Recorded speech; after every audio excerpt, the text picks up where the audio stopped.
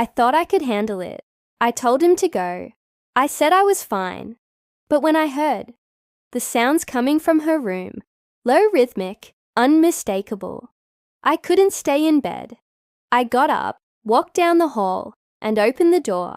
And there they were, my boyfriend and her together. Neither one stopped. They just looked at me and kept going. Before we dive in, please take a quick second to like this video and hit subscribe. It's a simple way to support the channel, and it helps more than, I appreciate you being here now. Let's get into it. I was gripping the edge of the mattress, struggling to stay still.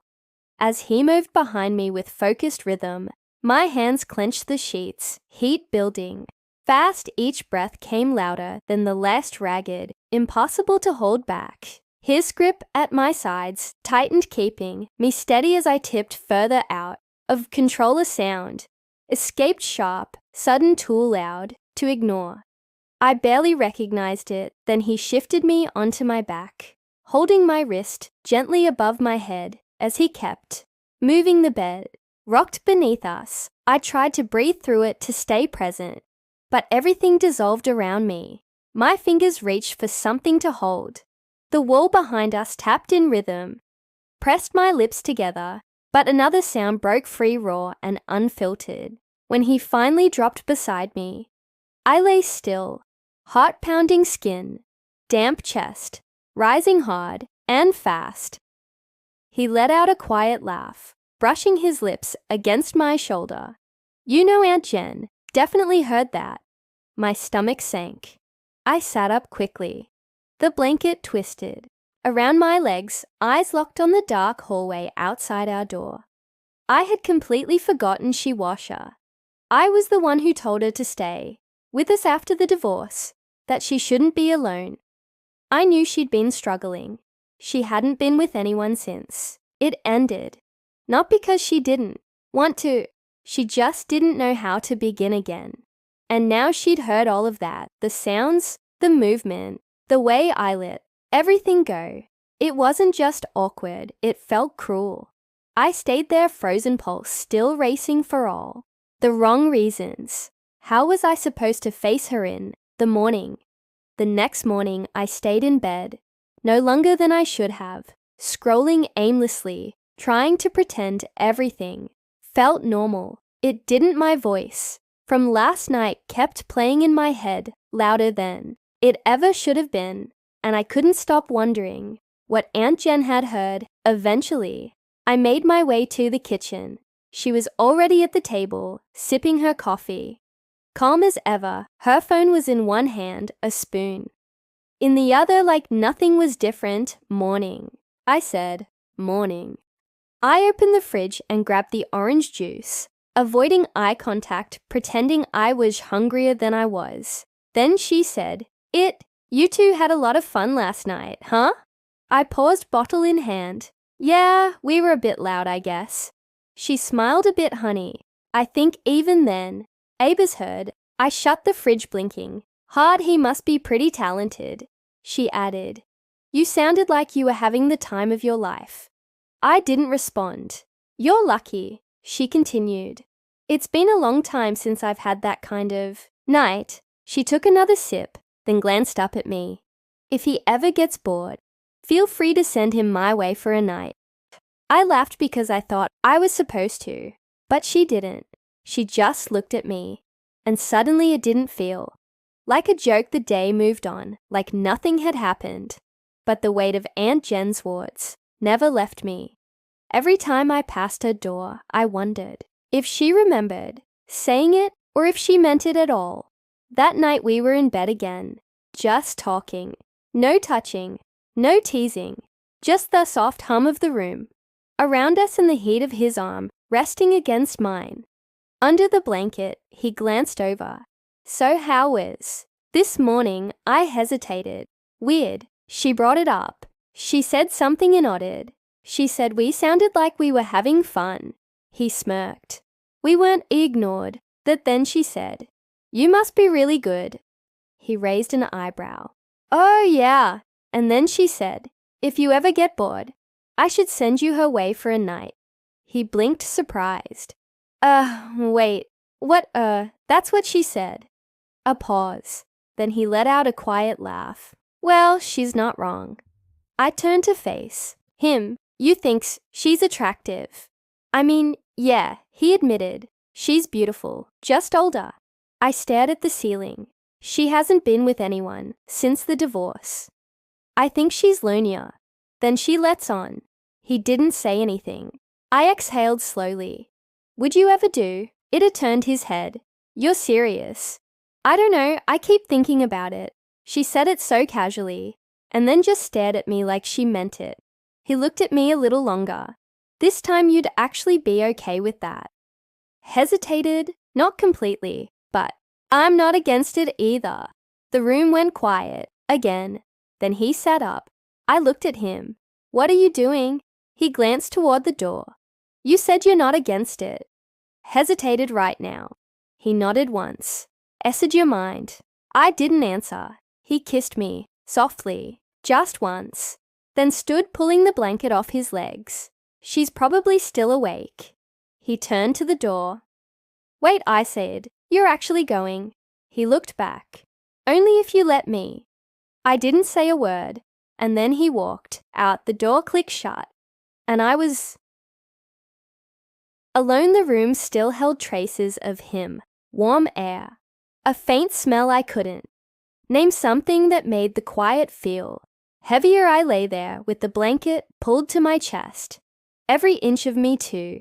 Aware too awake, I shifted once, trying to calm myself, but the stillness only made everything worse. I told him it was okay. I told him to go, but now that he was gone, something about the silence felt unbearable. Then I heard it. A soft creaker, quiet shuffle, and then a breath drawn out. Unsteady and definitely not. Hiss. There was a pause. Then another sound, her voice. Barely audible at first. Then longer, higher. I held my breath. Something was happening. I stayed frozen, hoping it would fade. It didn't. Instead, a slow rhythm took shape. Quiet shifts. Light thuds against the frame, a murmur here. And there, no words, just sound, intimate, focused. Then I heard him.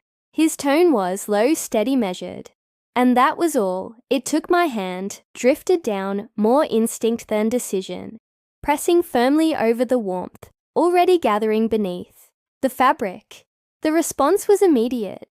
An ache, sharp and familiar, blooming. Fast I let my eyes fall shut, trying to stay with it, trying to breathe through it. She cried out, again sharper, this time. Unfiltered, my fingers moved with growing urgency, tracing over the same spot again and again. But it still wasn't enough. My legs shifted beneath the blanket. My body moved in slow, restless waves. I couldn't seem to stop. I imagined them on the other side of the wall, her pulled against him, his hands moving lower, her voice rising with every pass. The creak of the bed, the catch in her breath, the way she let go so easily while I was still, here chasing something I'd already given away. Each movement dragged me further into the tension, but the release never came. It circled closer, then slipped just out of reach. I pressed harder, not deeper, just chasing that edge, hoping I could catch it before it vanished again. But the tension only built. Everything inside me wound tighter with every breath. And then she cried out again, loud, broken, completely lost in it. That was it. I pulled the blanket off, breath catching as I sat up, skin flushed, and pulse pounding behind my ribs. My hand dropped away in frustration. I couldn't do this alone, not with those sounds, not knowing what was happening. I slid my legs over the side of the bed and stared at the open doorway. For one long second, I stayed still, trying to decide if I was actually going to move, but the answer was already in my body. I stood up and I walked toward the next room. I opened the door and stepped inside without a word. Jen had leaned forward near the edge of the bed, her hair falling forward as he moved behind, her one hand resting at her hip. the other following the curve of her back in time with their rhythm. The room pulsed, with sound staggered, breath subtle, impacts the quiet friction of skin. They both glanced toward me, but didn't stop. Jen turned her head, eyes locking with mine between shallow gasps. "You coming?" she asked, breathless and amused. "Or just watching?" I pulled my shirt over my head. As I crossed the room, the rest of my clothes slipped away, piece by piece, leaving a trail behind me. By the time I reached them, I was already flushed and alert. I stepped in behind him, letting my hand run down the length of his back, then around his waist, my palm settling just above the base of her spine. "Just keep going," I whispered. He didn't respond, but I felt the way his movement changed, more deliberate, more focus. Jen's breath stuttered, her arms trembled slightly as she shifted closer to them. Actress, her voice catching in the back of her throat. I pressed a kiss to his shoulder, then another down the slope of Jen's back. My hand skimmed up her sides, fingers tracing gentle lines. As I leaned in, keeping my body close to both of them, all three of us moved as one, the rhythm sinking beneath my skin. "That's it," I whispered against her ear. "Stay right there," she whimpered. I smiled. Then he leaned in again. "Let's ease her back." He slowed, pulling away just enough to give her room. We guided her onto her back together, her body shifting easily beneath our touch. Her legs adjusted without hesitation, her chest rising with each breath. He leaned in again, while I slid in beside her, brushing the damp strands from her face. He leaned into her, again steady and smooth, and her breath caught midair. I kissed the side of her neck, my hand drifting along her collarbone and across her center. Herbity responded instantly, moved with him, her hands gripping the sheets. "You're still with us," I murmured, brushing her cheek good.